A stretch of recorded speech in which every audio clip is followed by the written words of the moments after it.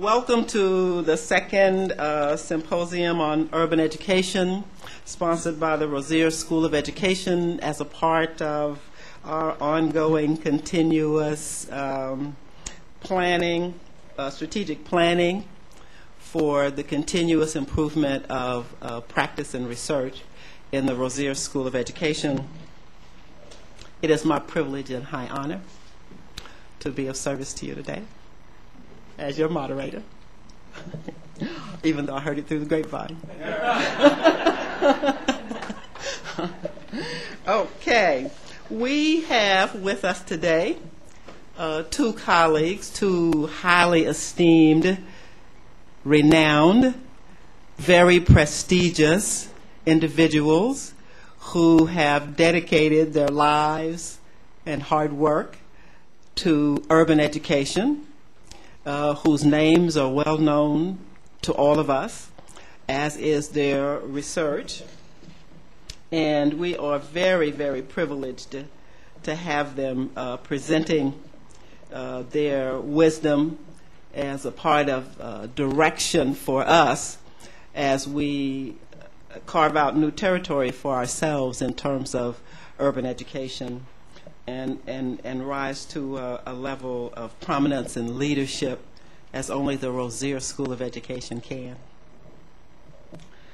Our first presenter for today will be Dr. Arnetha Ball from Stanford University. Arnetha is Associate Professor at Stanford, where she's taught for the past 7 years. Prior to that, she taught at the University of Michigan, where she received Outstanding Teacher of the Year award. Arnetha was just recently elected Vice President for Division K at the American Educational Research Association. Her research interests focus on the oral and written literacies of culturally and linguistically diverse populations in the United States and South Africa. In particular, she focuses on research in writing and writing instruction and the preparation of teachers to work with poor, marginalized, and underachieving students.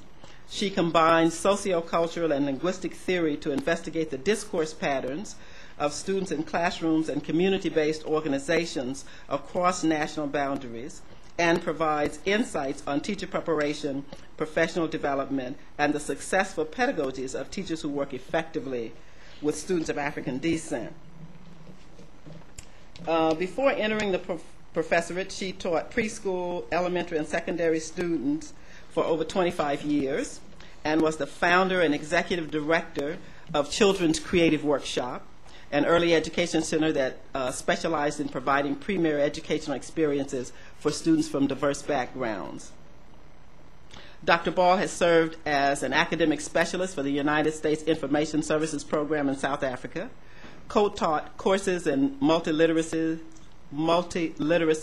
and English methodologies in the teacher education program at Johannesburg College of Education, and taught in the further diploma in education program at the University of Cape Town. She has served on many boards and committees in her field and has published widely. Dr. Ball is one of the editors of a recently published book, Black Linguistics, along with Sinfree McConey, Dr. Geneva Smitherman, and Dr. Arthur Spears. She's co-editor of several other publications, and she has numerous articles and numerous presentations. And in addition, she has taught courses in issues on race and ethnicity, linguistics and diversity and teacher preparation, sociocultural theory, the centrality of literacies in teaching and learning, writing across languages and cultures, and using literacies to support struggling students. This is just a summary of the many contributions that Dr. Arnetha Ball has made to teacher education and to language and literacy development for underserved populations. It is with great pleasure that I present to you Dr. Arnetha Ball.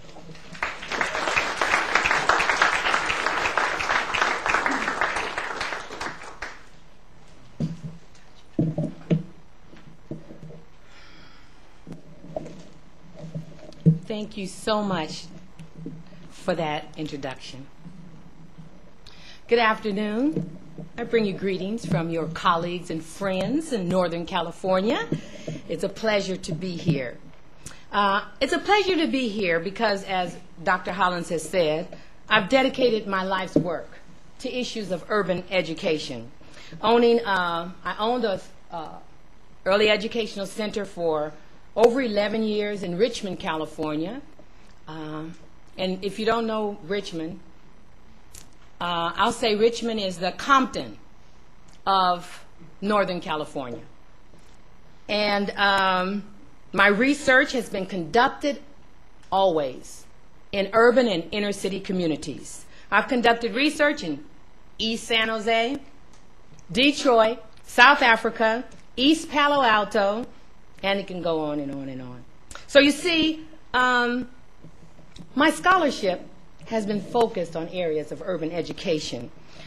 But that's not why I'm so excited about the redirection of USC's interest in urban education at this time.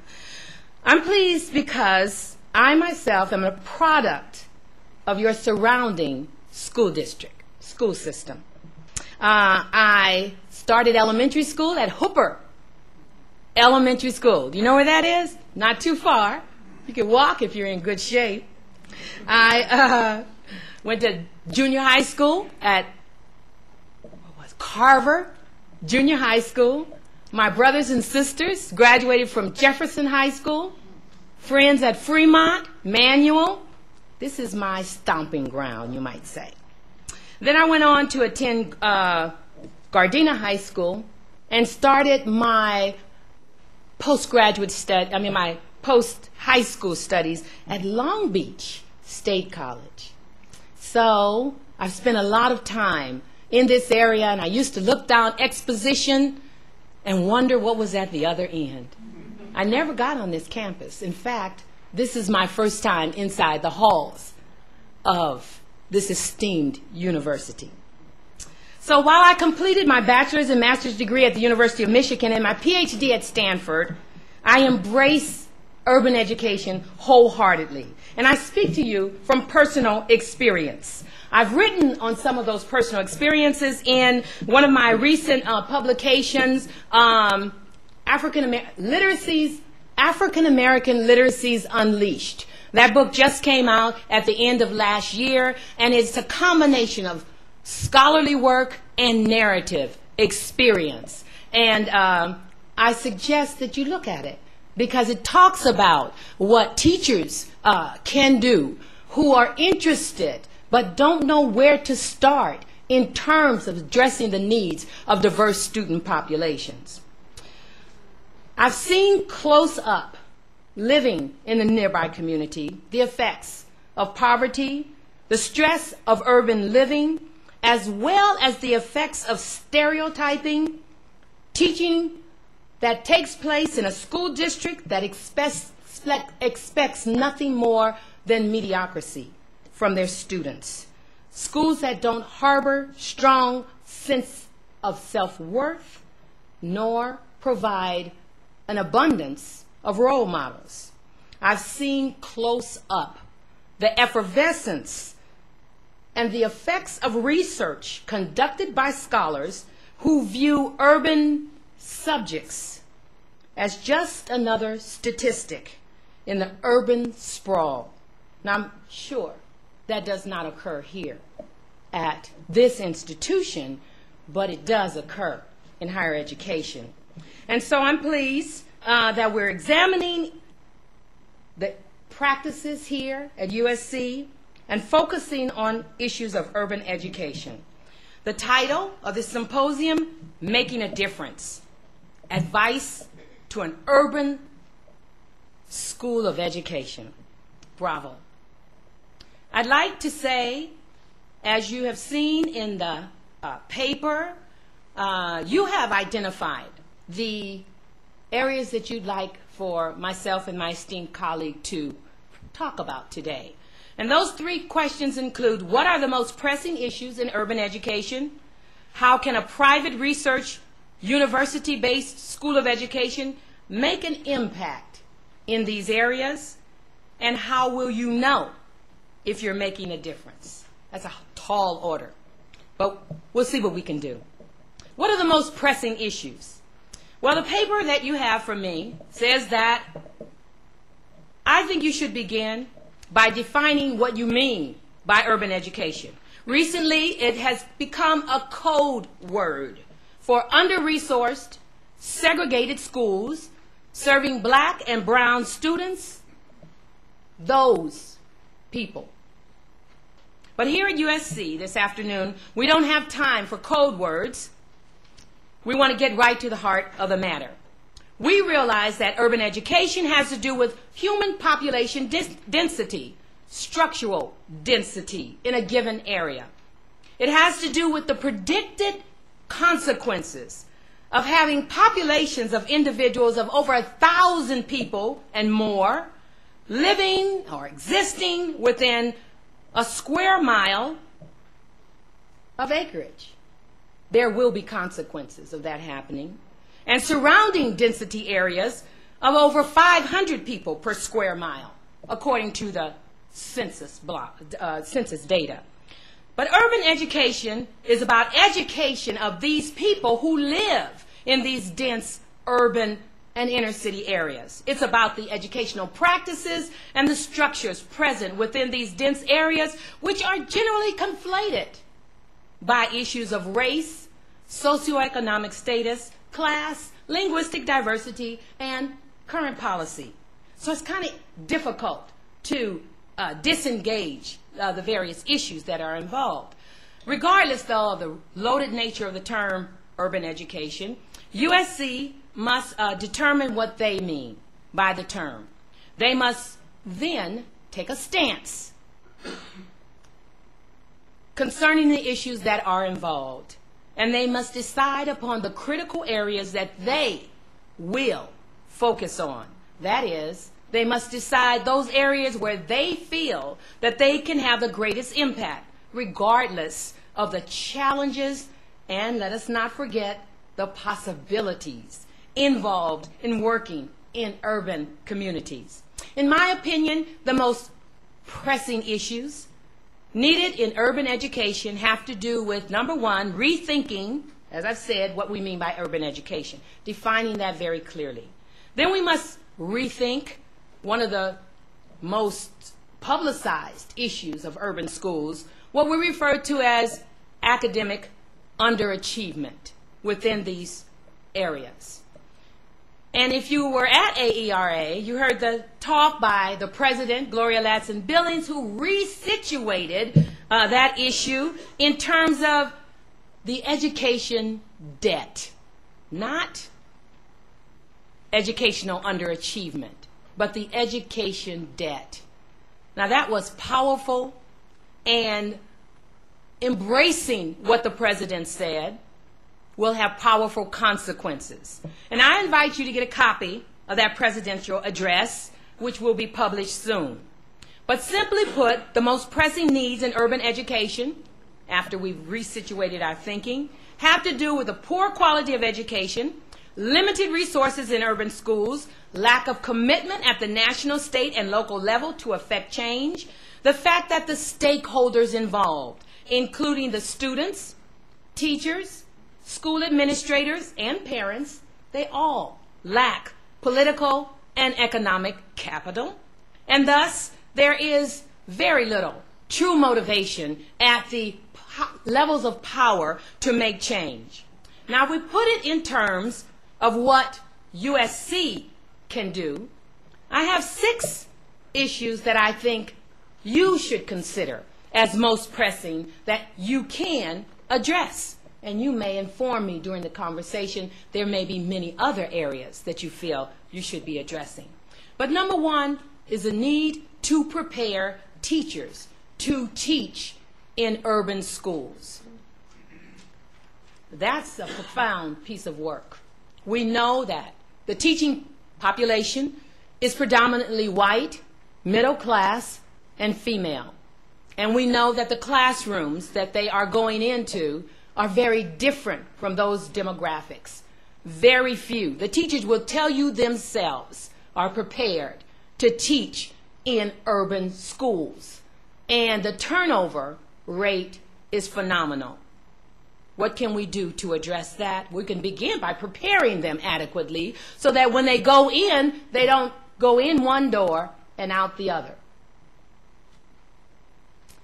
My book, Multicultural Strategies for Educational Change, Carriers of the Torch, developing carriers of the torch. Those are teachers who are committed to, who have the skills, disposition, and attitudes necessary to be successful teachers in urban schools. And these are about teachers that I've worked with over the past 10 years in the United States and South Africa. And in there is a model for teacher change that you might want to consider. We also, here at USC, would want to consider the development of urban students' literacy skills, the bedrock of success across curriculum areas. It's critically important, and we need to think about what can we do to help students, not just as readers, but as writers, as thinkers, as speakers, as users of multiple literacies. And if our teachers are going through programs in 1 year and they don't have time to understand what is the reading process and what the heck am I supposed to do with it if a student in my classroom can't read, can't write, can't speak, and they're acting out in my classroom because of these deficiencies, where do I begin?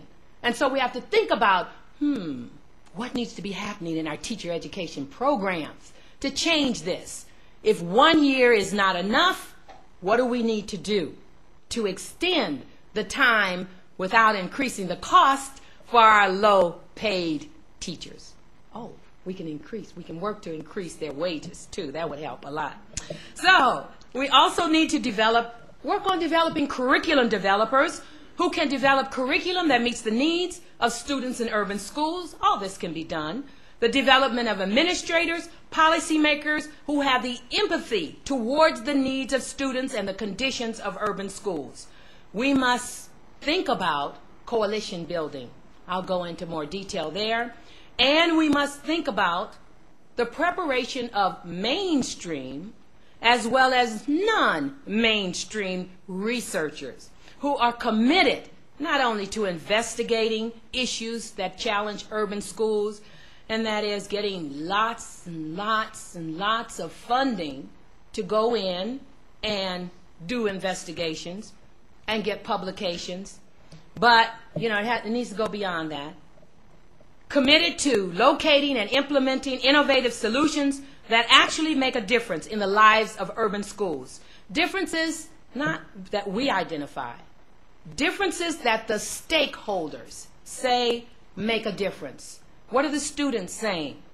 What are the teachers, administrators, and most important, what are the parents saying about the differences that we are making in those schools?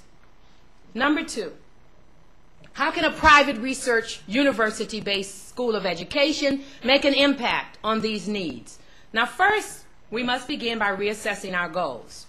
Now, just want to share something with you I found out recently. I went to your website, and it said, USC is located in one of the world's greatest and most diverse cities in the United States. We agree. This is true. Los Angeles is a focal point of art and culture. We agree. This is true.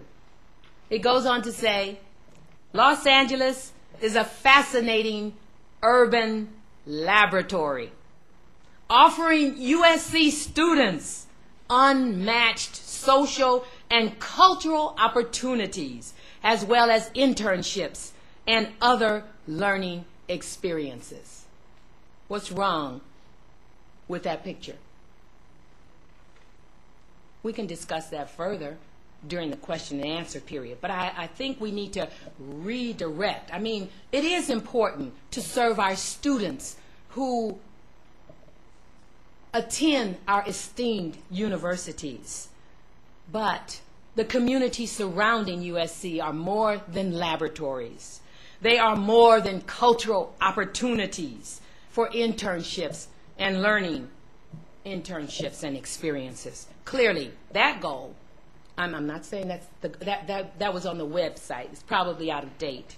But we must move as institutions away from ethnosensitivity and Eurocentrality to ethnosensitivity, discussed by John Ball, and affinity for the values of those in the communities around us.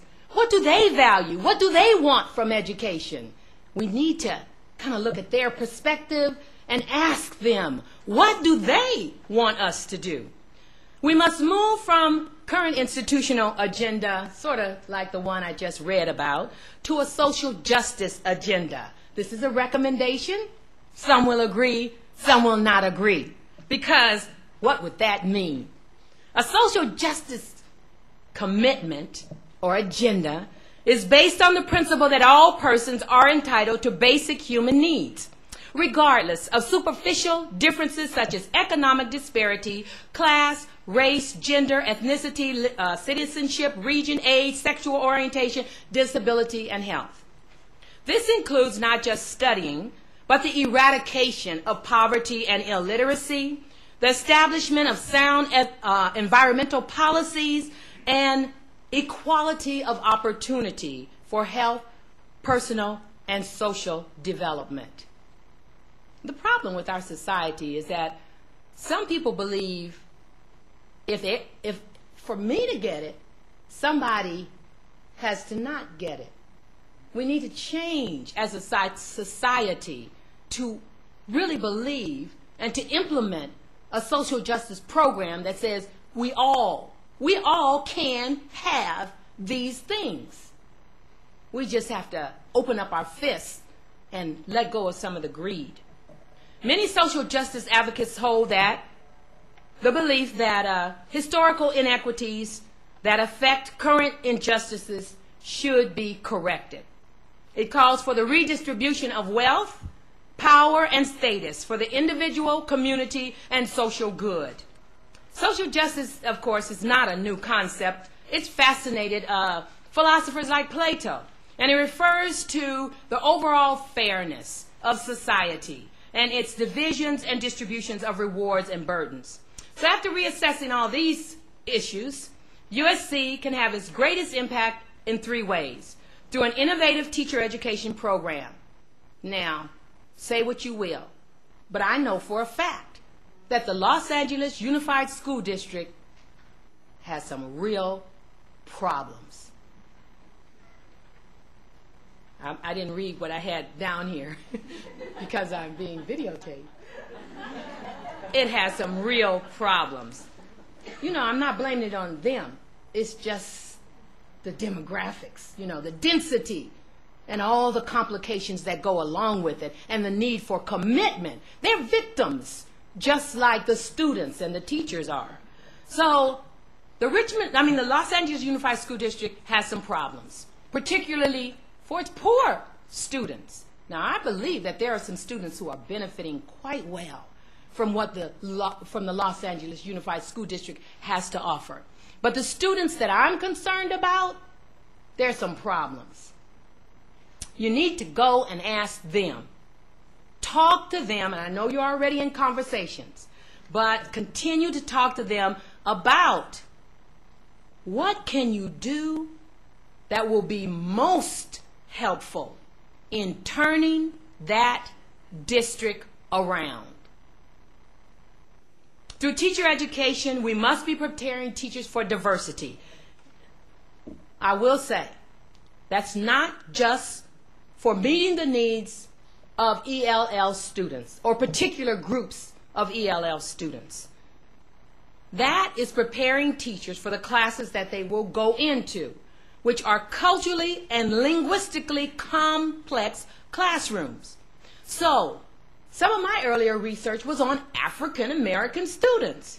Now, if I'm talking to a teacher and I tell her what to do with African American students, and she goes in and she has African American, Latino, Pacific Islander, Samoan, Filipino, Vietnamese, and many other. Well, I mean, now what we have done is put the burden on the teacher to make the generalizations.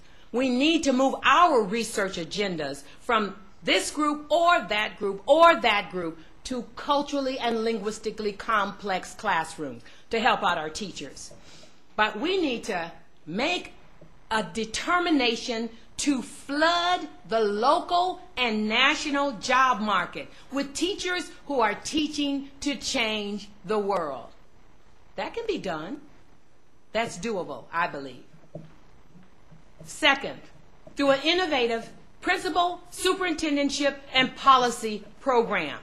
That means that you should also flood the local and national market with principals, superintendents, and policymakers who are committed to change for a better world. Not a better school, not one school, not for some students, but for all. And that requires changing attitudes. And if you say you're doing that, and that it's not a hard thing to do, then we need to have a conversation. Because changing attitudes is one of the hardest things that I have encountered in my years of experience. So we need to work on changing attitudes. And I would like to say number 3, I want it to be practical. Some things that we could really start off by doing, and that's through building coalitions. Now, I realize that you're already working with some initiatives in surrounding communities and in some community-based organizations, but that's not what I'm asking for. I am asking for the systematic identification of legitimate stakeholders. You started there. I want you to work, which you are already doing, to define the needs in this urban community according to these stakeholders. And then determine which of those stakeholders USC can support most effectively over a sustained 20-year period, with commitment to resources, research, advocacy, and policy, and publicity for their cause. So we plan a 20-year program and we implement it. Now, I know quite often that research institutions go in and work for sometimes 6 months, sometimes a year, and on a rare occasion, perhaps federal funding for a 5-year program. That's really not enough. And I think we need to look at longer periods of time, more concentrated work on the things that we can really make a difference. I want to give you one example of a place that I don't know if you started. We can open this up for discussion. I know that you know and you've heard it said that it takes a village to make a difference in our communities. And as I said, you're working in schools, you're working in some community-based organization. But I wanted to ask how many of you are working in popular culture and with the media artists. They are having a great influence on the students in our schools. Can we enter into coalitions with them? Perhaps you are. I have always been perplexed by the question of, can we enter into coalitions with the mega churches that are surrounding us here in the Los Angeles area? I am blown away by this phenomenon of the mega churches.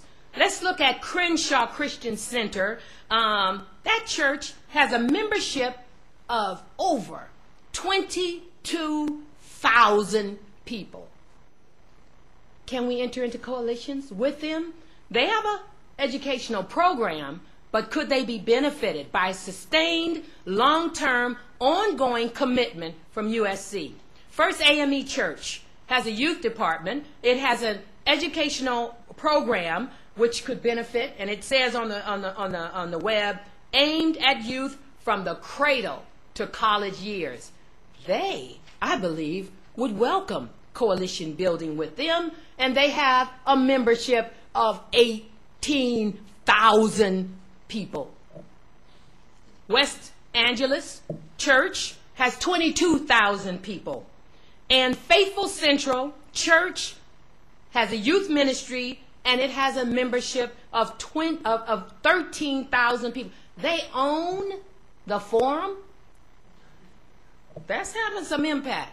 And I believe that we could, we can really impact our communities. These are people we can see on a regular basis who, I know for a fact they care. I know these people. They care about their kids. And if we can engage with them in coalitions, I think we can make a difference. How will we know we have made a difference? The answer to that question will, of course, vary a great deal based upon the definition of urban education, on the nature of the goals that we set, and the mission that we have set out to achieve. We will know, here's just some indicators, beyond those specific to the programs that you choose.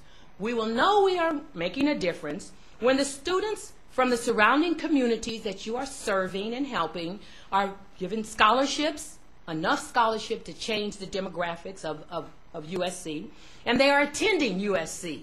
And in particular, they are attending the USC School of Education because of the difference you have made in their lives. When that starts happening, you know you're making a difference. You know you're making a difference when you have senior level, tenured faculty that have demonstrated expertise in research on urban education. You know that you are making difference when you have senior level, tenured faculty that reflect the demographics of the students in the urban schools that surround this institution. You will know you are making a difference when you enter into cooperative relationships with cooperating teachers who reflect the demographics of the urban communities. You will know you're making a difference when you are hiring highly qualified staff from the immediate community, when the missions of the graduate program reflect the demographics of the community. And finally, you'll know you're making a difference when you can say that all of the folks here in the School of Education have firsthand experience with urban communities so that they can speak experientially about the promises and the challenges of urban schooling. Also, our success will be measured by changes in graduation rates, changes in crime rates, and other societal rates, in addition to changes in student school performance and teacher perceptions about their students, and changes in the success of our ability to establish a stellar teacher education. One thing we will know, however, is that the measures will go far beyond achievement test scores. We'll know that we're making a difference based on the changes that we're affecting within the communities and the perceptions of those in that community. Now, I just want to share something with you before I close. I'm at my last screen. I did a little research, and I talked to a couple of people in the community surrounding this area.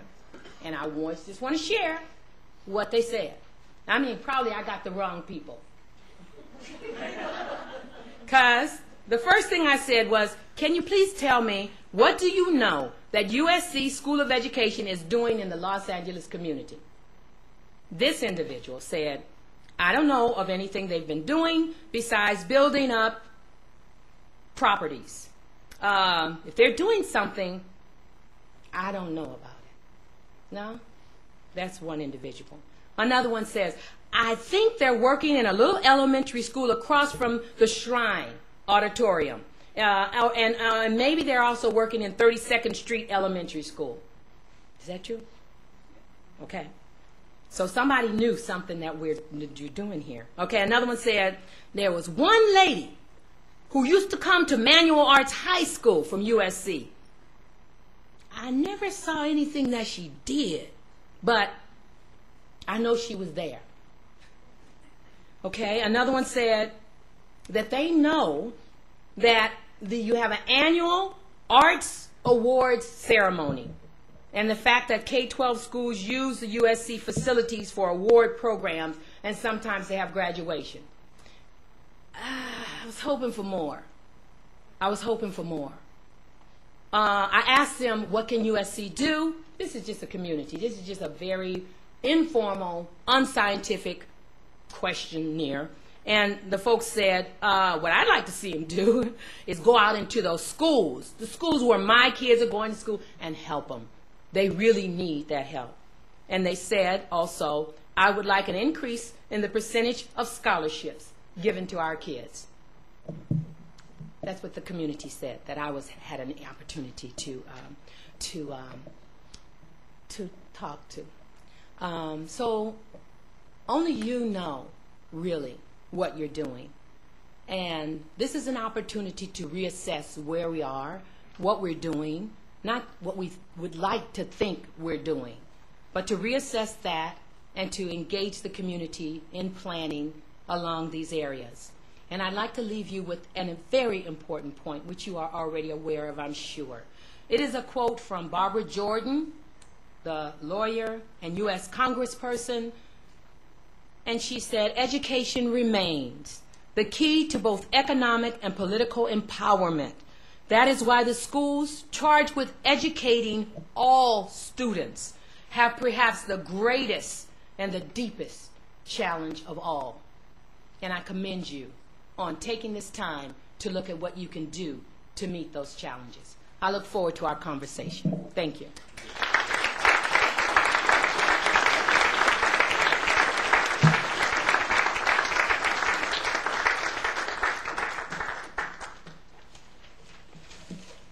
Thank you, Dr. Ball. Very, very inspirational statement. Before we go to questions, we're going to go to our second speaker, and afterwards we will allow time for the audience to engage in asking questions. And I've been asked to remind you to keep in mind that we need to have you respond to the sheet that was on the seat that you sat in. So you might want to take a look at that as you are listening to and reflecting on our speakers.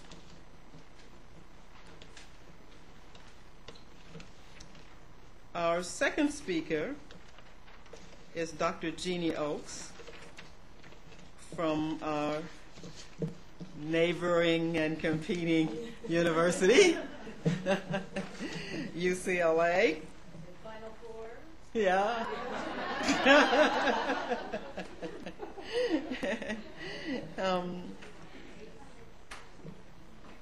Dr. Oakes is the Presidential Professor in Educational Equity and Director of UCLA's Institute for Democracy, Education, and Access, IDEA, and UC's All-Campus Consortium on Research for Diversity, ACCORD. Dr. Oakes' research examines inequities in U.S. schools and follows the progress of equity-minded reform. She is the author of 17 scholarly books and monographs and more than 100 published research reports, chapters, and articles. Her work addresses tracking and ability grouping. Oakes' research explains how the common practice of placing students into different course tracks and ability grouping limit the school experiences of low-income students and students of color, most of whom are identified as low ability or as slow learners.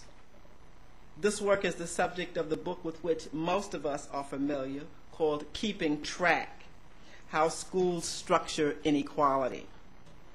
As an expert in school desegregation, Dr. Oakes has documented how tracking created within school segregation and inequalities in students' opportunities. She has a book called Educational Matchmaking, published in 1992, that examines the interplay of race, social class, ability, and tracking practices in 3 comprehensive high schools. Her work addresses unequal distribution of resources and opportunities for education. Jeannie Oakes completed a study with RAND called Multiplying Inequalities in 1990, which documents the uneven distribution of resources, curriculum, and teachers in mathematics and science nationwide, and how it disproportionately burdens poor and minority students. Her work further addresses educators working for equity. Dr. Oak's most recent research follows the progress of educators who are attempting to eliminate school inequities and build more democratic school communities. This work is in one of her latest books called Becoming Good American Schools, The Struggle for Civil Virtue in Education Reform, published in 2000. I think for me personally, I was most impressed with what one of Jeannie Oak's former students said to me. When she was describing the work that they do, she referred to the work that they do as research-based advocacy and advocacy-based research. And I think that pretty much summed it up for me. You know, it talks about purpose, it talks about social responsibility, it talks about dedication, it talks about all the things that I have known and come to respect about Jeannie Oak's work. So it is with great pride, that I present to you one of our most esteemed colleagues from next door, Jeannie Oak.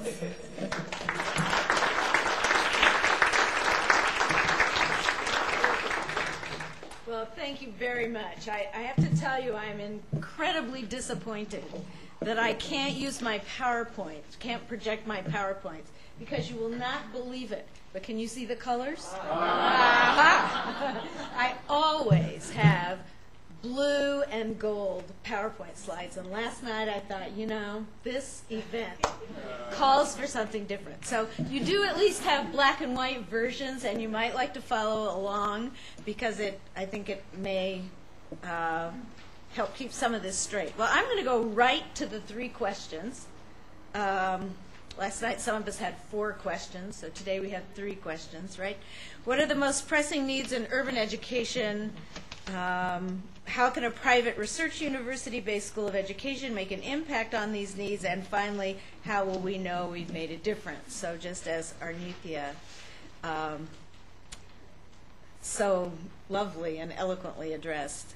I'm going to start out by saying I think the most pressing needs in urban education are certainly the ones that we all know about, the demographic and social class and economic labor market employment shifts we've seen in our country that have left so many young people and their families in communities like those surrounding USC, absolutely with a crumbling infrastructure of social support generally and crumbling urban schools.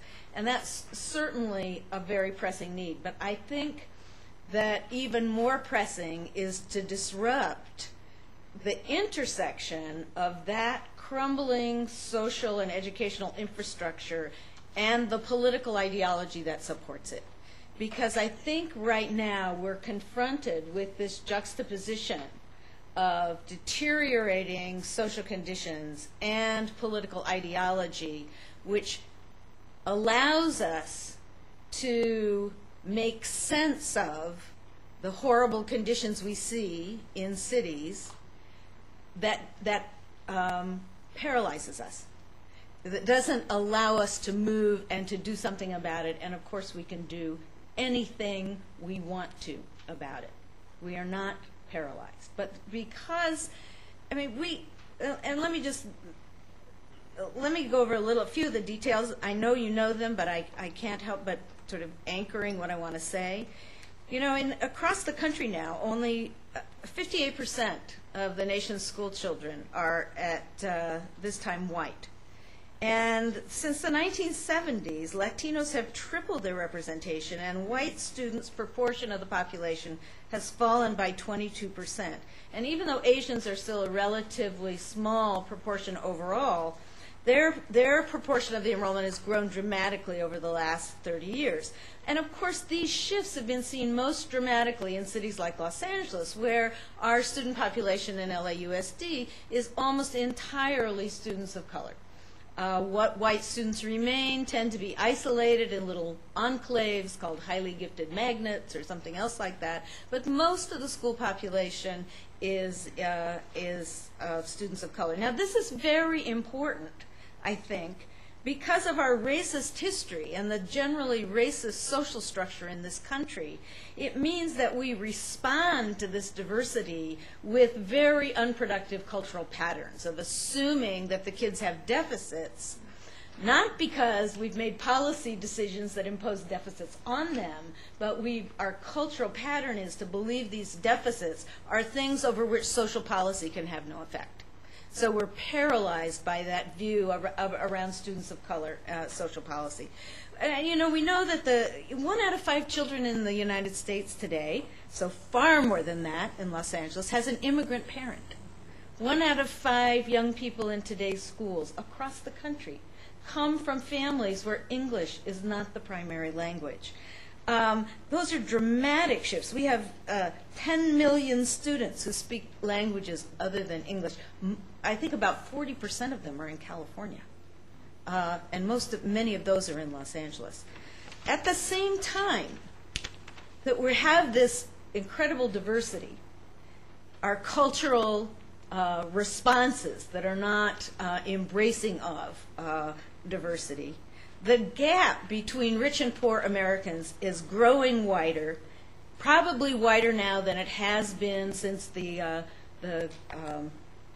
1890s, the age of the robber barons, where the rich got extraordinarily rich and the poor remained very poor in very low-wage jobs before unions. We mirror that period over 100 years later, the same kind of economic expansion that has greatly widened the gap between the rich and the poor, so that even those people, even working people, most working people, are in jobs which, at least if you only have one person working in the family, you can't support a family today. And for many, many families, both people working still cannot provide the very basics.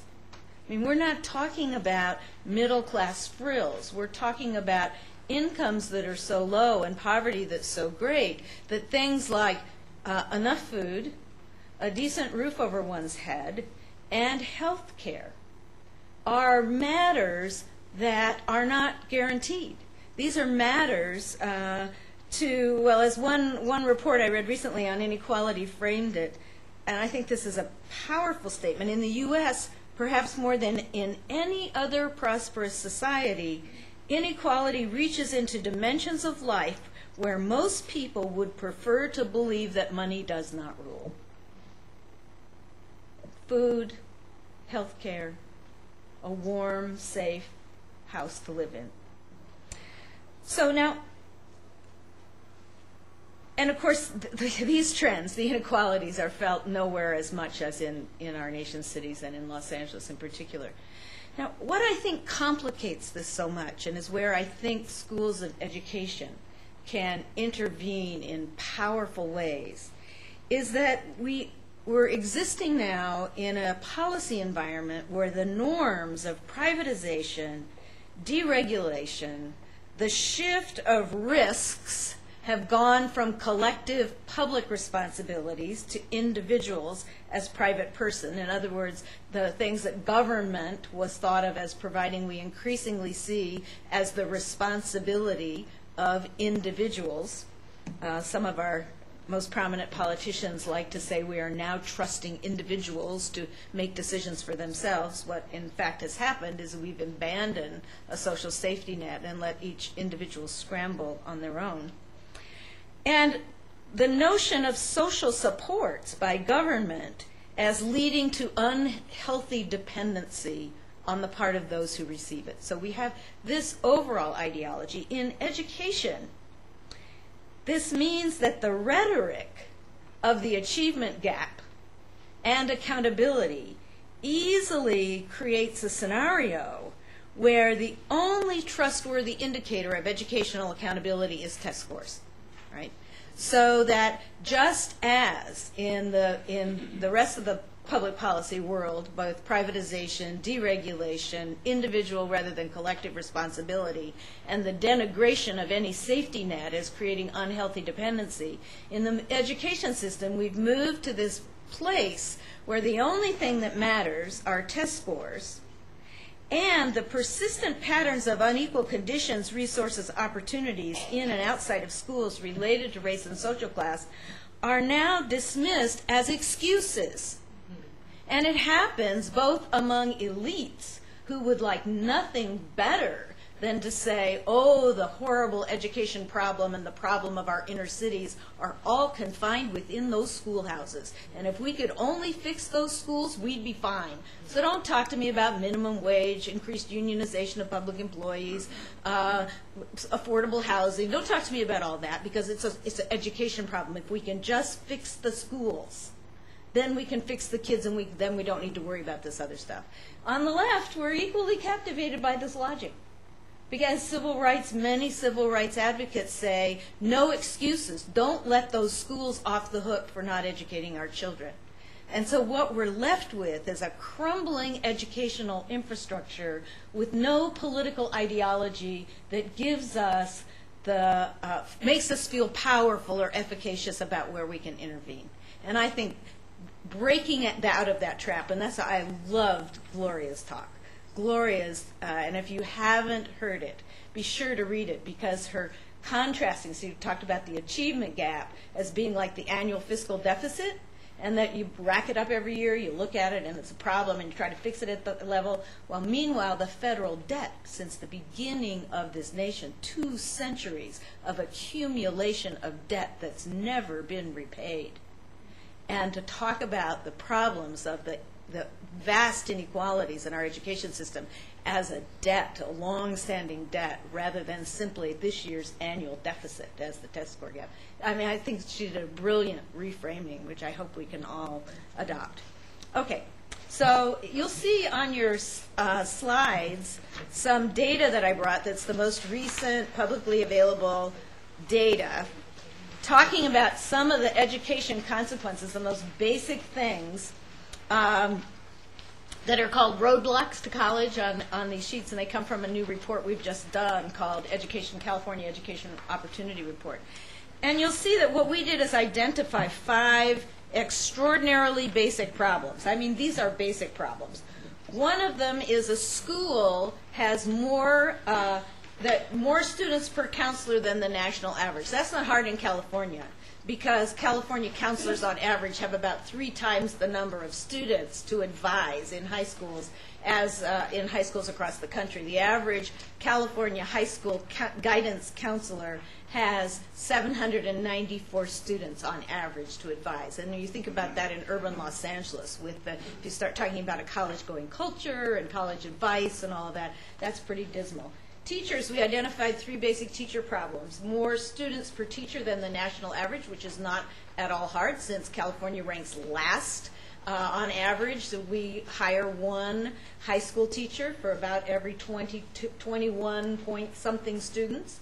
Nationally, we hire 1 high school teacher for about every 15 students, so about a 40% difference. So we have many schools. Most schools in California have far more students per teacher than the average high school.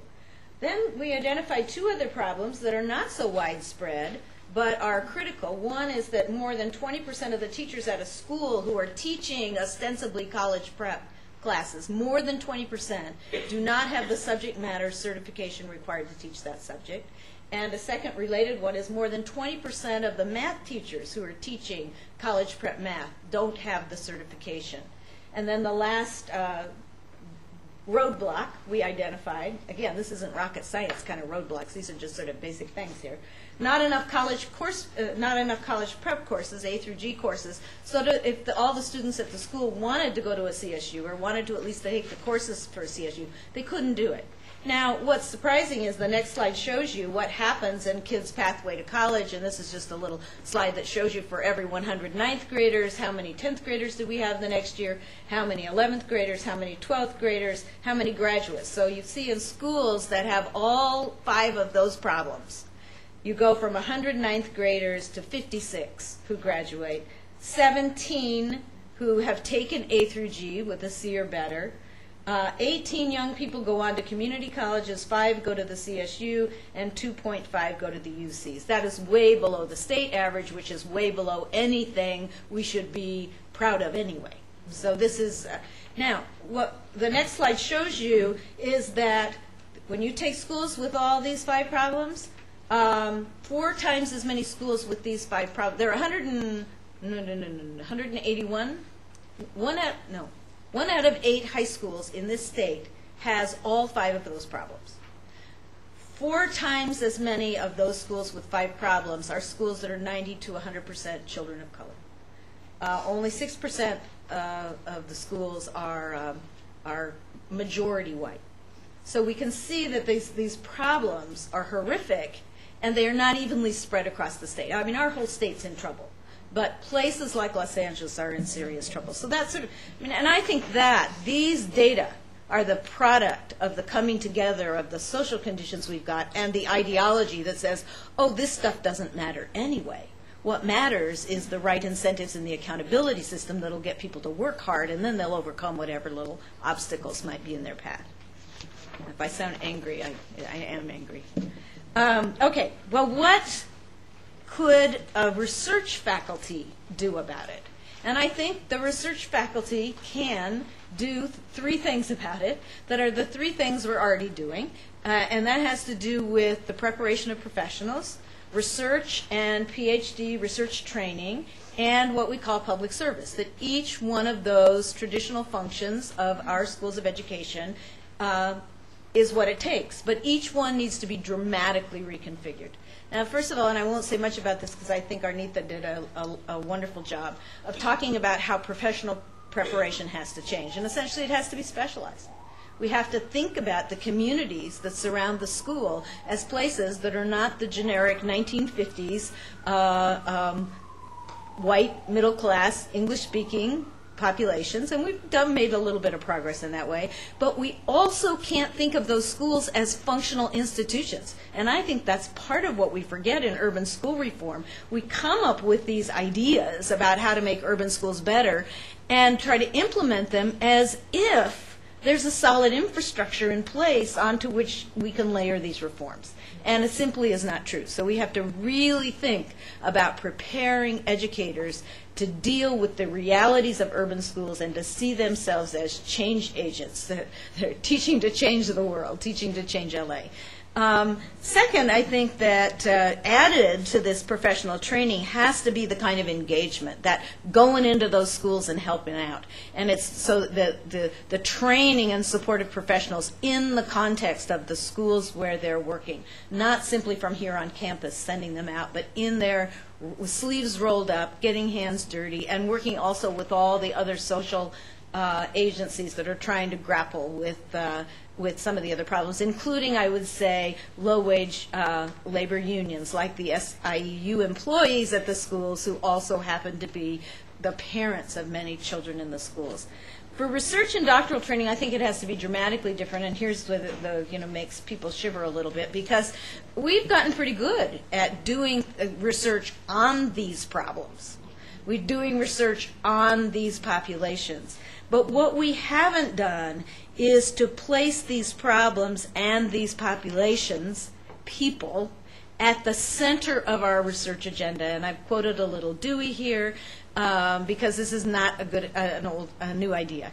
John Dewey, Jane Addams at the turn of the century. Jane Addams, in fact, was particularly articulate about it, so hopeful that research, as major research universities started to grow, they would place public life at the core of their research mission and not think of it as something simply extra, that the reason and research would improve the human condition.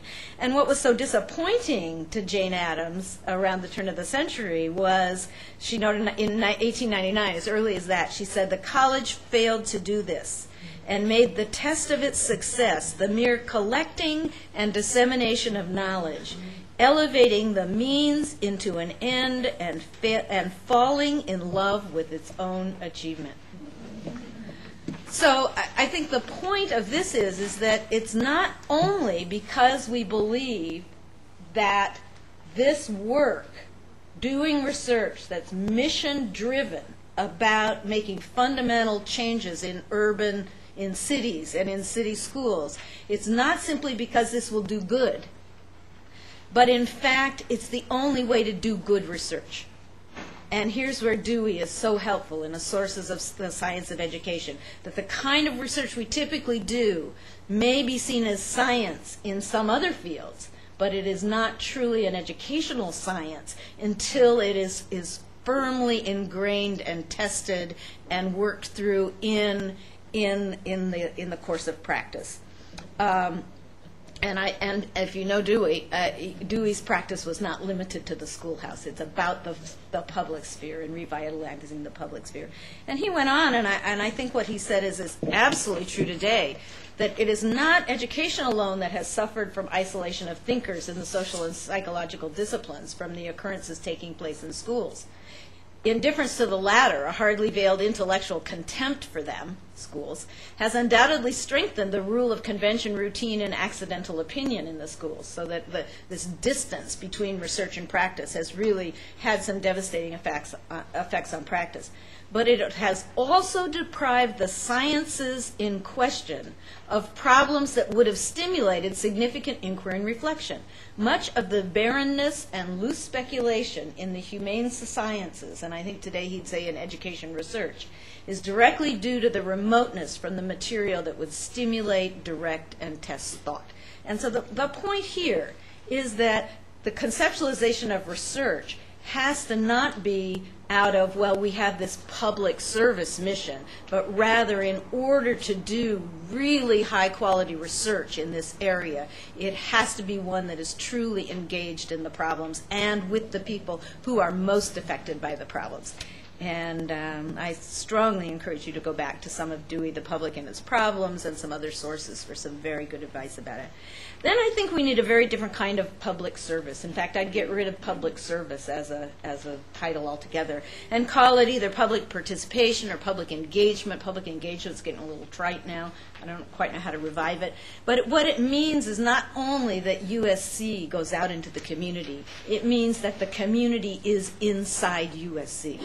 So that the engagement, the back and forth, the co-creation of knowledge, the participation in the core work of this institution is part of the public. And I don't think by being a private institution you get off the hook for saying that in fact these institutions, all of them, belong to the public at large, and that the kind of engagement has to engage, it has to have that public.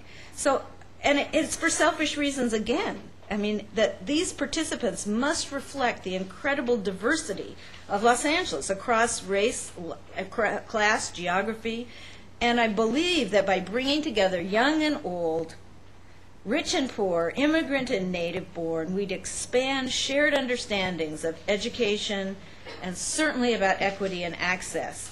And at the same time, I think we need to be very clever and say this is not when Jane Addams and John Dewey were talking about it. We're in an age of electronic media, and we'd better get very savvy about how to use electronic media and all of the communications technologies we can to engage the public if we're going to ever have a prayer of reframing the conversation about urban schools and the people who attend them.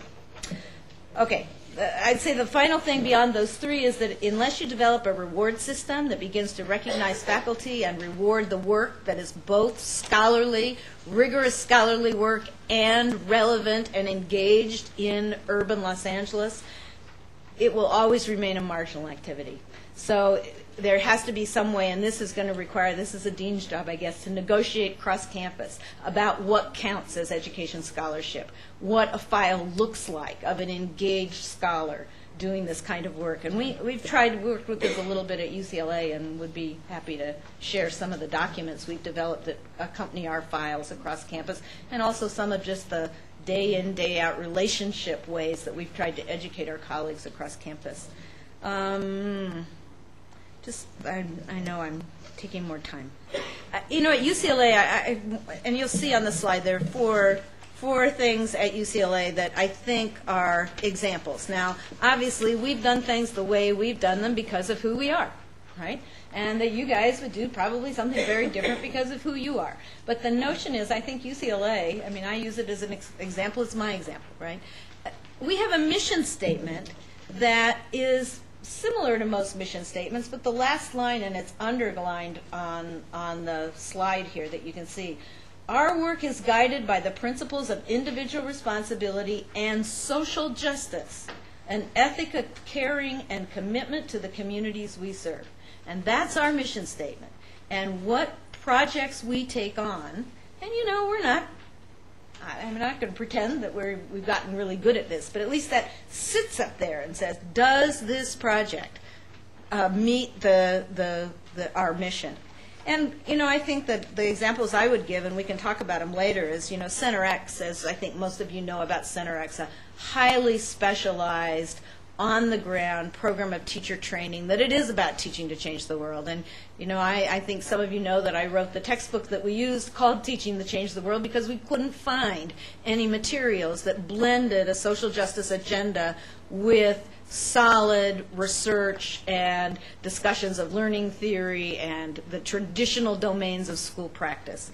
DIME, we have an NSF-funded doctoral program that's focused on serious research on diversity in mathematics education. That's what it's about.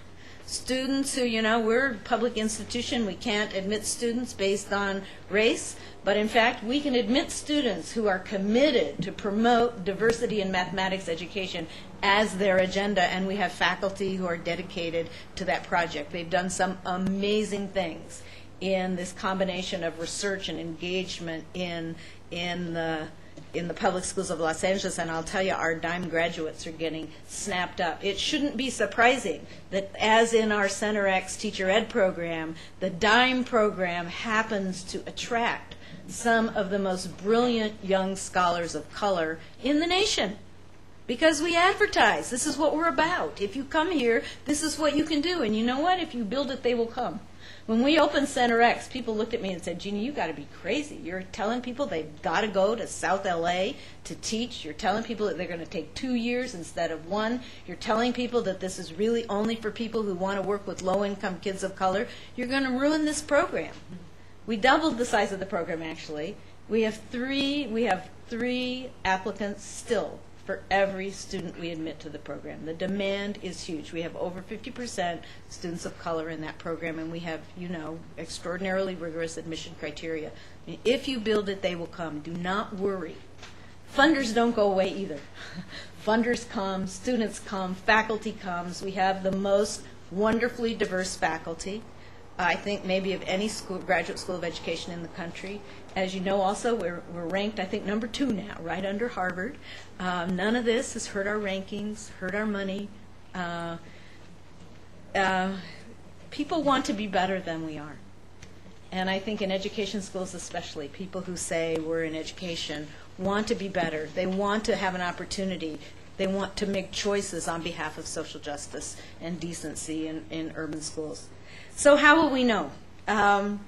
This is a very hard question, and at first I said in a little draft of the paper I sent, which I now need to fix, I said, well, I got to reframe this question. I don't think it's an appropriate question. I think Dewey was right, that if you engage in this kind of work, that engagement in itself is knowing that you're making a difference. Because to truly do this kind of work, that in itself is an indicator of success. But I thought, you know, that's true, but also you want to know a little bit more. So I've got a little schematic in there that John Rogers, my colleague, and I have invented as our, I think it's the last slide, our slide showing an excellent and equitable education system that is a system that is the product of an educated and activist public that engages schools, forcing a transparent and democratic form of accountability. The old form of accountability where institutions are accountable to the communities they serve, not the people at the bottom of the system being totally accountable to the people at the top of the system. This is the old-fashioned,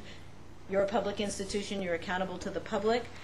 And that, so this interaction of an educated and activist citizenry and democratic and transparent accountability, I think, would be, in our view, it's this kind of a system where the quality and equity rises from that base.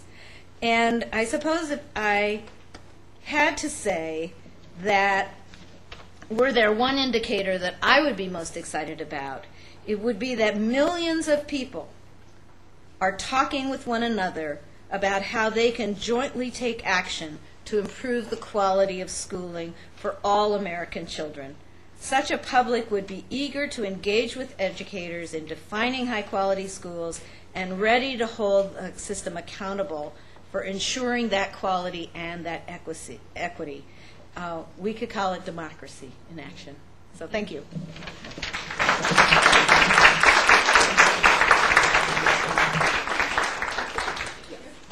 I would like to invite our presenters to join me here in a seat as we engage in dialogue with them. We have mics on either side of the room for people to go to the mics to ask questions, and you may direct your questions to either or both of our presenters. So we're now open to take questions. We see one in the back, but could you go to the mic on your left there? Dr. Ragusa? My question's for Jeannie Oakes, and I know a lot about Center X. I'm the director of teacher ed here at SC, very interested in a lot of the work that Center X is doing. What do you see that are gaps that Center X does not address that we, as one of your collegial universities, might address in something similar or something different?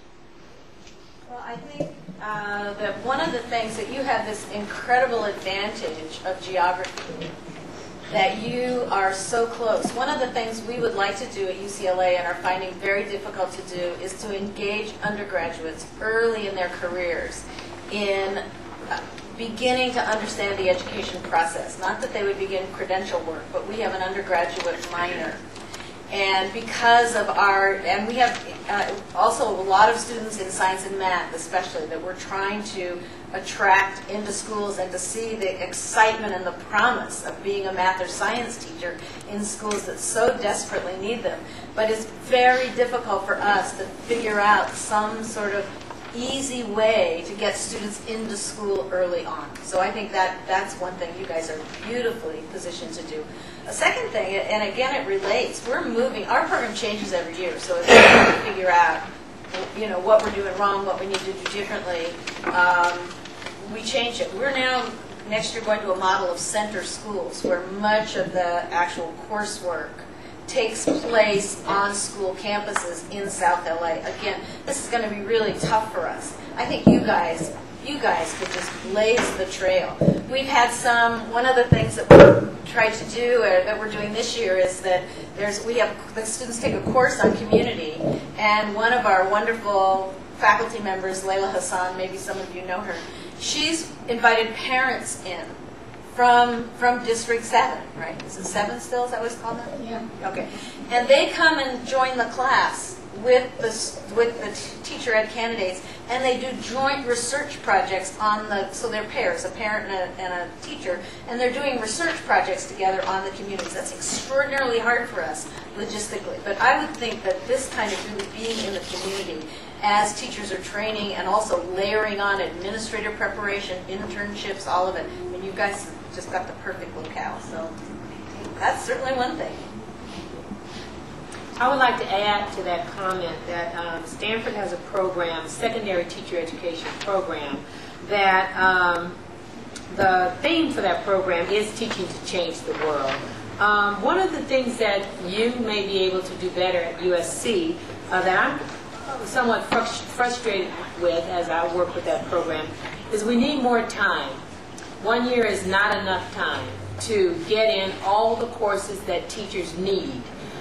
For instance, although literacy studies is supposed to be integrated throughout the full year program, by the time the teachers get an idea of what we're really talking about here, the program is over.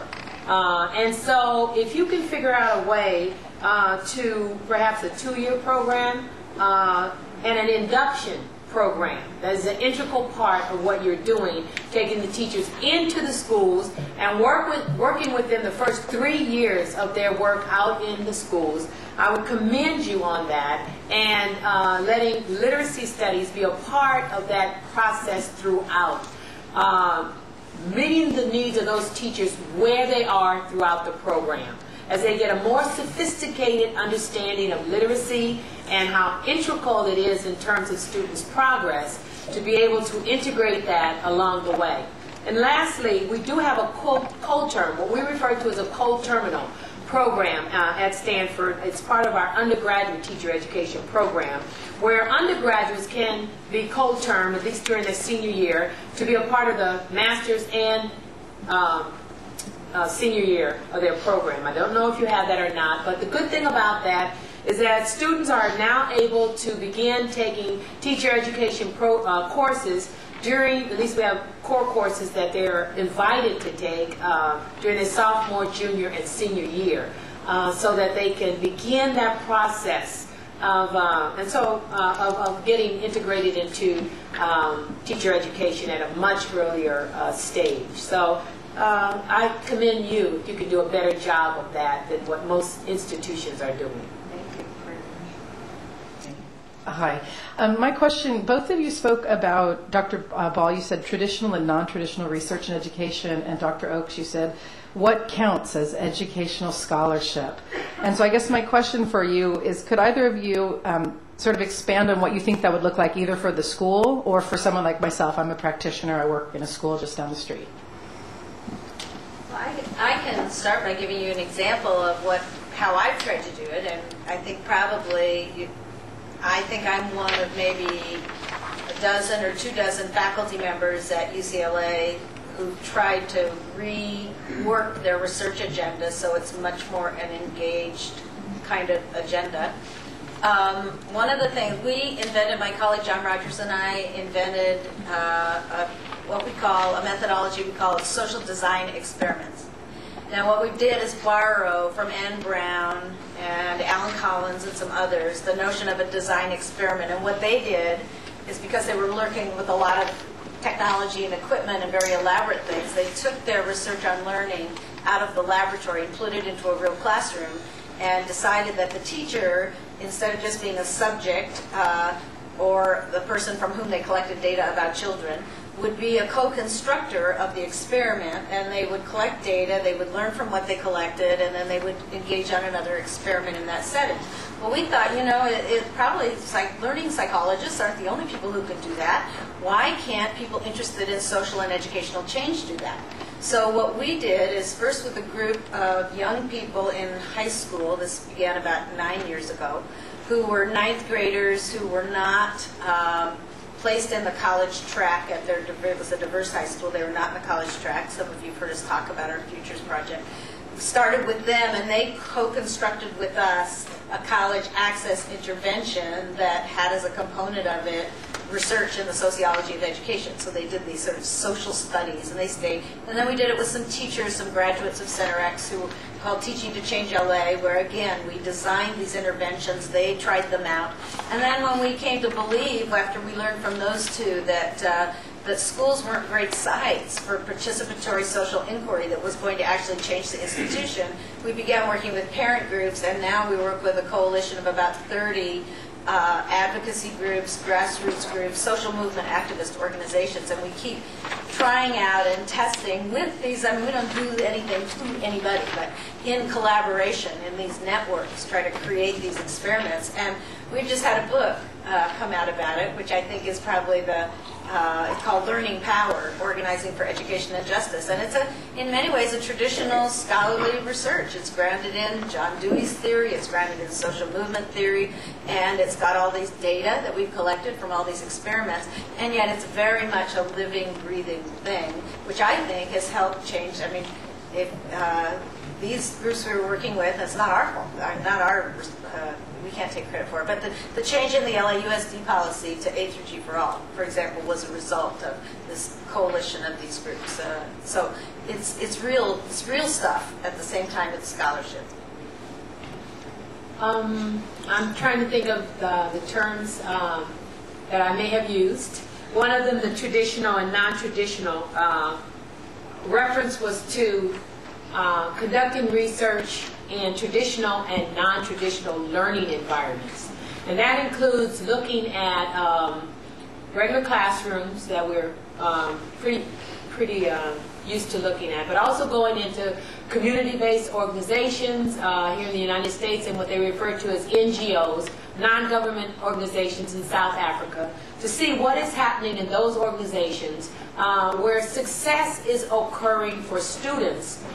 They're going there on a voluntary basis to learn and to engage in learning activities without being forced. They are succeeding, they are learning. What can we learn from what is going on in non-traditional learning environments that can help us to structure programs in traditional classroom environments?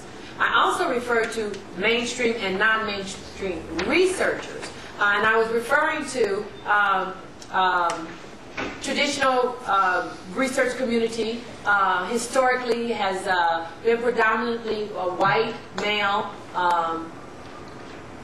and it is increasingly including white females, and I'd like to see a huge increase in the number of researchers of color who are, it's not that we are not trained, but when we go to get research monies, let's say a $5 million center grant, such as the ones that have been given by the federal government, I think you can look and see how many of those, how much of that money has gone to quote unquote underrepresented populations in receiving those kinds of money to conduct the research, even though they are an integral part of the communities that they're requesting that the research be done on.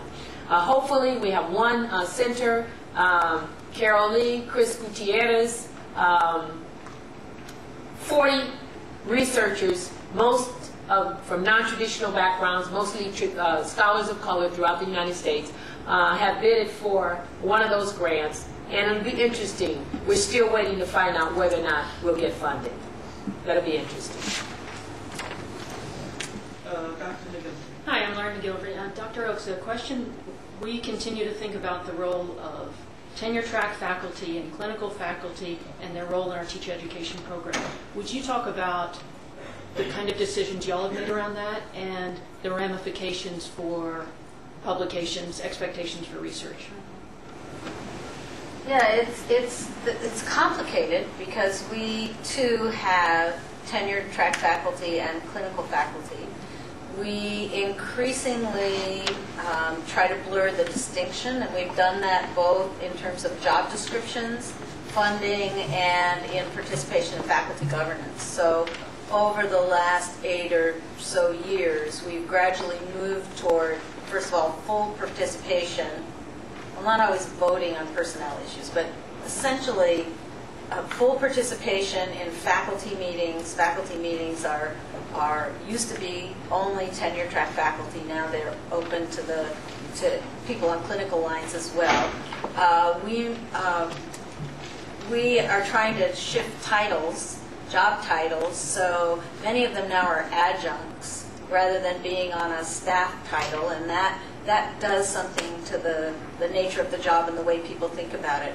We've also done a lot to create, to get outside funding so that research can be built into the clinical faculty's job. And we've just come off of 5 years of research on both the teacher retention. We've done longitudinal study of our own teachers over the last 9 years, and we have, the first cohort is now in their 9th year, and we have longitudinal data on them, which has turned out to be a very impressive database.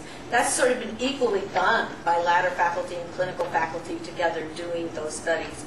And we have a book manuscript coming out that's, see, I can't even remember whether they're both clinical faculty or it's one of each. I don't know. The other thing that's happened is gone the other way.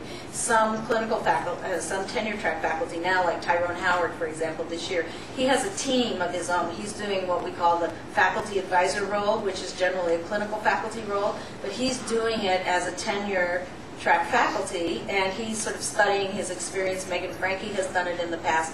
So we really, and within CenterX, it doesn't matter. I mean, those distinctions are not really there. I mean, outside people kind of sometimes wonder which are you, but within the smaller CenterX community, I think we've developed the sort of mutual respect. That doesn't mean that there are not out of the blue, slings and arrows come that wound people terribly because of this somehow second-class status. But we've really worked hard to address that explicitly. I don't know if that helps. Although the question wasn't addressed to me, I'm going to give some feedback on it. What I wanted to say was Stanford has been very cautious about broaching this issue of clinical faculty. We're very worried about or concerned about the rift, the second class or two-tiered relationship that can occur. What we've just started within, I believe, we've had a few positions where we will have, say, full professor or associate professor teaching parents. And those individuals have had all the same rights and teaching load as other faculty. The only difference is that they've had a 3 to 5 year appointment. Many of those, in fact, Buddy Peshkin was a parents teacher, and you didn't even know it. And it's same load. Same teaching load. He was at the end of his career, and he had left another institution, and, he didn't need tenure again, in terms of going through that publish or perish type of thing. But we wanted the resources that he could bring. And so that category, rather than clinical, has been incorporated. And so it's an experiment in development. And I'll let you know how it works out. But we've been tippy-toeing very carefully in terms of how we move forward, and very selective in terms of very small number of individuals on our staff in terms of what we, and they have the same requirements. They're just as high quality in terms of, you can see publications, service, because they're not overloaded with teaching. They have the same teaching load. So I think that's critical. Dr. Rousseau, I believe you were next. Thank you. I think both of you alluded to it, but I wanted to raise an issue that I have a lot of concern about, and that is the context in which we're trying to do this thing called education, and the attitudes and misperceptions and misrepresentations of what education really is, which I think is creating a populace who are disengaging with public education and are withholding investment in public education. And so I won't go into more detail. My question is from both of you, what is the role of the university, and what, I know you've both done work in this, in terms of raising the level of public conversation, particularly in the among policymakers who influence how voters think about their role in, for public education? What is the role of the university in raising the level of that dialogue and informing and engaging and in educating those who make huge decisions about public education?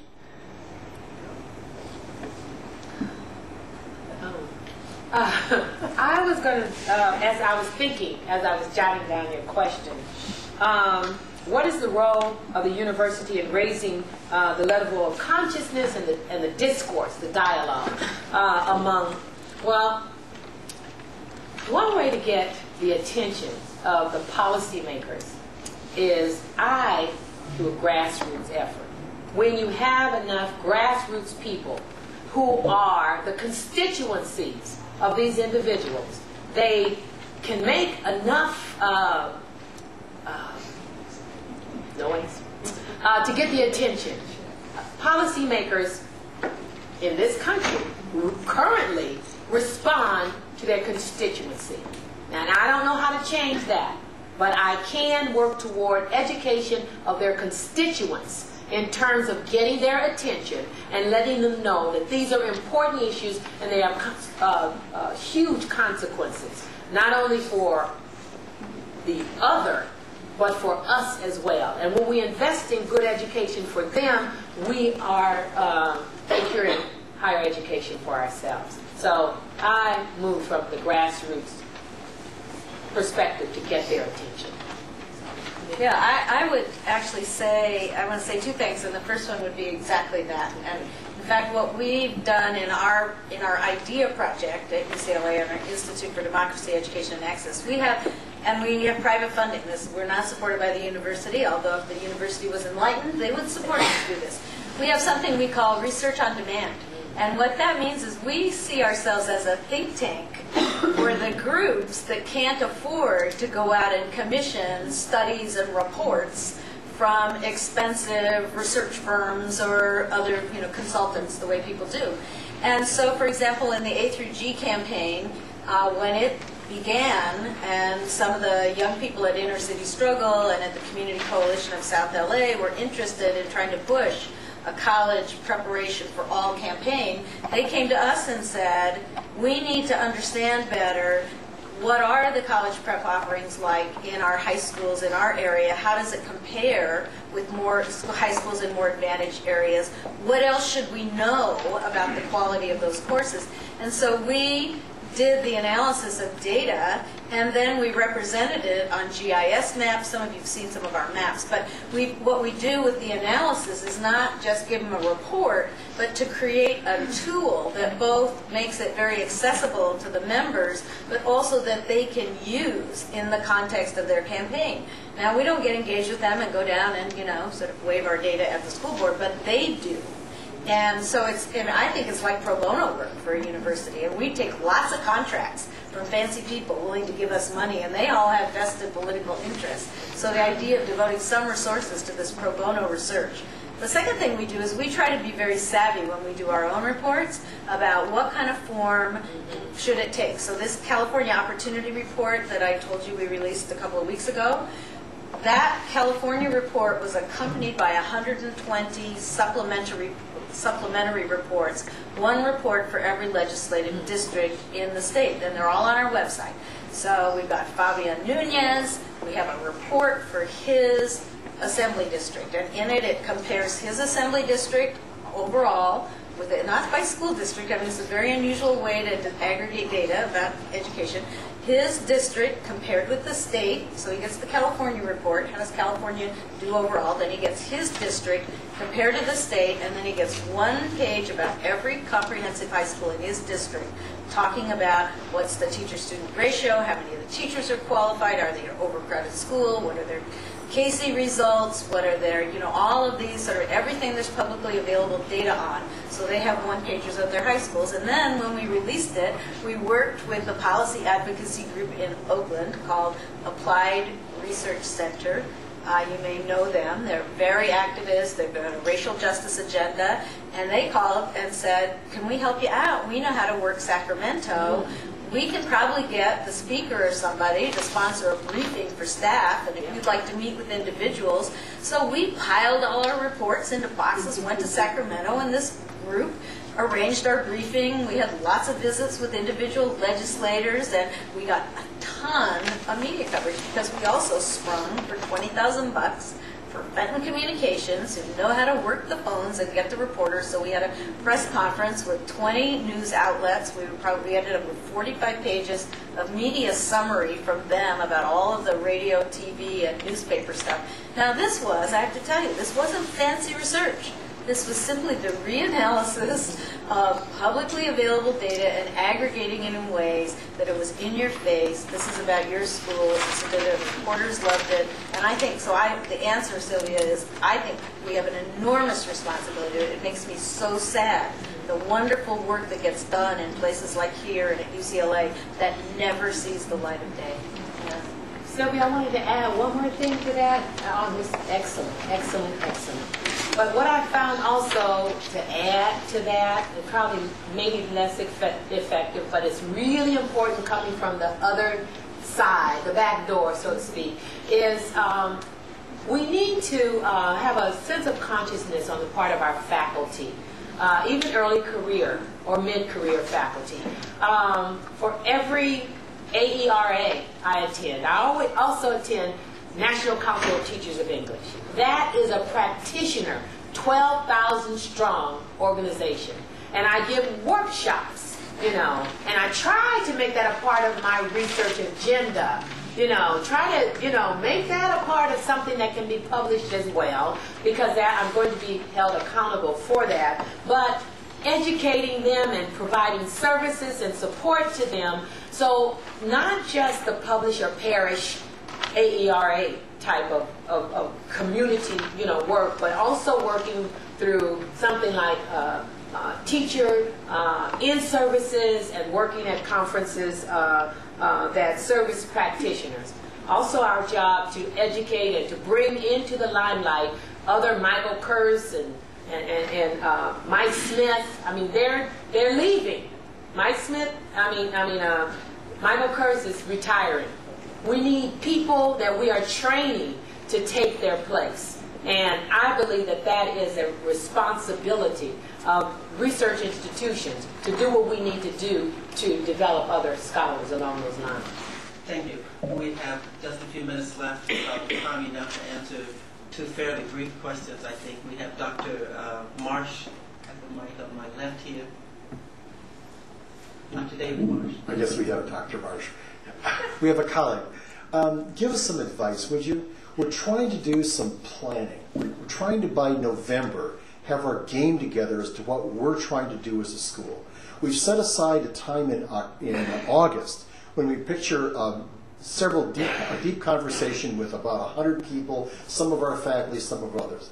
Give us a scenario of how we could go about planning that would help us get where we are. And my guess is left brain talk by white guys may not be the best answer. What would you suggest? When we started Center X, I did a thing that I thought was buying me some time because I was so scared I didn't know what I was doing, and I didn't know how to jump into the idea of planning this whole new center. So I thought, well, let's spend a year, and I think it would fit into your calendar. Let's just have conversations every Friday afternoon. Nobody's around on Friday. Let's just open up the place and have these conversations. Let's document the conversations, put them on the internet, let people come in and add, change, whatever. Well, what we ended up with at the end of that year was not a plan, but it was something I think better than a plan. We ended up with 6 or 7 non-negotiable principles that over that time everyone agreed. One of them was have an explicit social justice agenda. That emerged out of that. There were other things like always have the links between research and practice. I mean, they were not even big esoteric things, but by the end of those conversations, we had all agreed that we would do, one of them was like, accept problems as our friends, right? There are always going to be problems, complications, things are going to get screwed up, realize that's normal, and that we'll just deal with it when it comes. So we had these kinds of things. And always be ourselves, create a community that is itself what we would like teachers to create in schools. Those kinds of principles. And then people basically were kind of turned loose to create specific initiatives and programs that they felt were consistent with these principles. And then, of course, it wasn't like, I will never talk to you again, but all the conversations then about should we do this, should we do that, were all sort of do these plans map on well to these principles that we've all agreed on. And I think that worked extraordinarily well. I mean, on my part, it was kind of dumb luck because I didn't know what I was doing. But in fact, those principles are still in place today, still used, still published, and the program constantly changes. Our practices constantly change. But the commitment to those principles has been a very helpful guideline. So I'm sorry, I was supposed to do a short answer. That was long. I like that idea of coming up with a set of principles instead of your entire plan. Because as I propose a 20-year plan between now and November, that may be short-sighted. I don't want to rush. But I just want to make 2 quick suggestions. Number 1, I would involve my graduate students, the students of color, and the socially minded graduate students who come to us with an enormous amount of information and expertise, and they're creative as heck. I would get them involved at a grassroots level and kind of, like you said, turn them loose to bring the community voices in various forums, to get the voices of a community, and we can at least listen, hear them, and turn loose that creativity of your graduate students. And you'd be surprised what you might get from that. And secondly, the idea for some initiative, some money, to say we would like some creative ideas that's at the faculty as well as the graduate student level.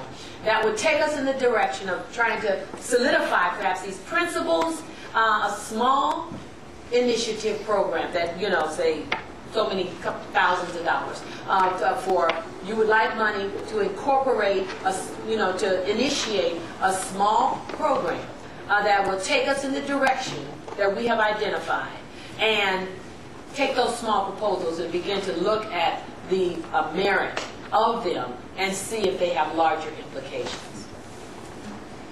Thank you. Dr. Keith Howard. Good afternoon. My question is directed to either or both Drs. Ball and Dr. Oaks. It addresses one of the questions, one of the issues raised in Dr. Oaks' handout here with regard to getting the incentives right for faculty.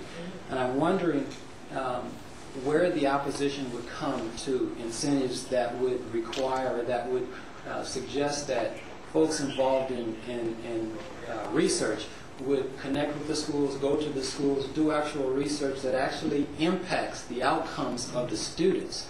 That it would seem that would cause people to do research that is mission-driven, as you mentioned, rather than driven by what the journals want you to publish. And I'm just wondering where the opposition would be for that if you've run into opposition, and why isn't it a part of what you normally see? The quick thing that came on top of my mind is, well, one disincentive is you're not going to get funded by the federal government. No substantial amount of money, unless you have a control group, which means half of the kids that you want to involve in something that's good may or may not be able to participate, because they have to be the control group. We're rewarded for statistical types of research that doesn't get to the heart of who these kids are. These are disincentives. So that's just something off the top of my head that's just pretty obvious to me, that getting the incentives right, money helps. Getting the federal government and other funding agencies on board to make it possible for us to go out and take our graduate students out to do the kind of work that we think needs to be done to make a difference.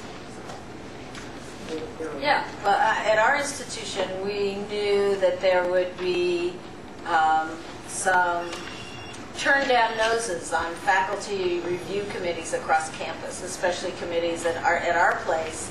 When you go up for tenure, you go up for full, you bring somebody in for an appointment, it has to go to a central cross-campus committee that's essentially dominated by people in the med school and sciences who really don't understand what social research in education is like. So we felt we needed to craft a statement that began to explain the mission of our school, what scholarship looks like to do that, and the various forms of scholarship, this interdisciplinary, it's in the field, it's, all this stuff, to accompany the files we sent across campus. So we were a little concerned. And then, of course, there's some people on our whole faculty who really would like to be real scientists.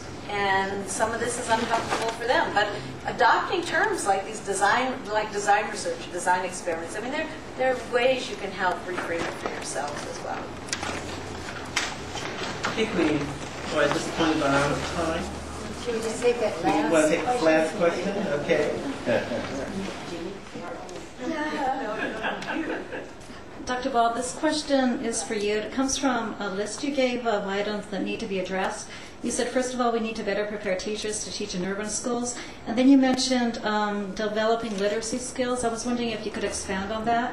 And perhaps if you have anything like, a blueprint of the idealized literacy skills as that would manifest themselves in a pre-K through 12 setting.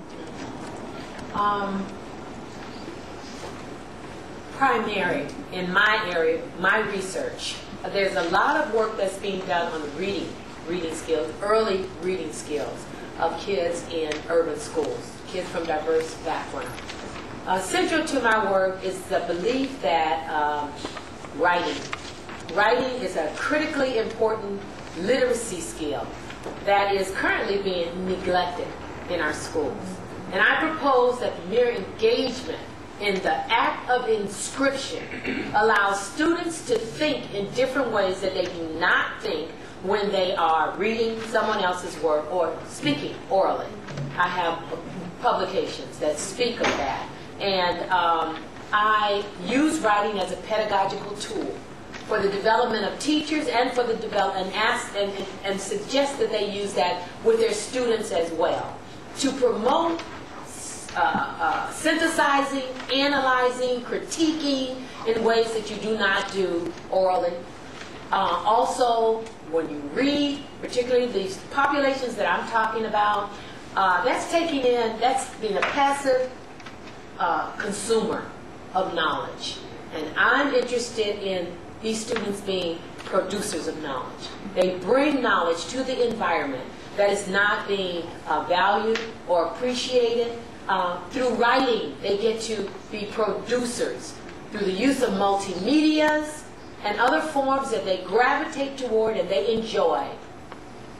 These are the other types of literacies that need to be emphasized in our schools, and not just reading and phonics instruction, but a much broader idea of conceptions of literacy and engagement, time for these students to engage in multiple literacies, and writing in particular, extended writing in particular. Yay. Okay, wonderful. Let us thank our presenters for having shared with us